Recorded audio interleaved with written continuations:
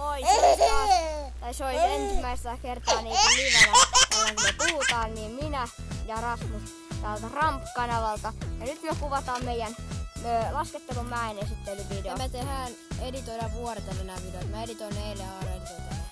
Niin, joten nauttikaa videosta ja sitä aletaan esittelemään meidän huikeeta matkaa. No niin, eli mä oon nyt tän hyppyrimäen alla. Eli siinä on hyppyri, se on noin metrin pituinen tai niinku korkeudelta ja jonkin verran silleen niinku tähän suuntaan niinku pitkä hyppyri.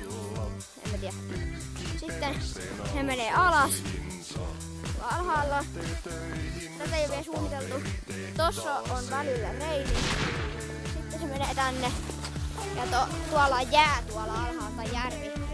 Ja sitten tuohon mä oon suunniteltu pientä hyppyriä alas kivien päälle. Ja sitten kun noustaan tuolla, tulee se mäki alas, niin noustaankin tänne.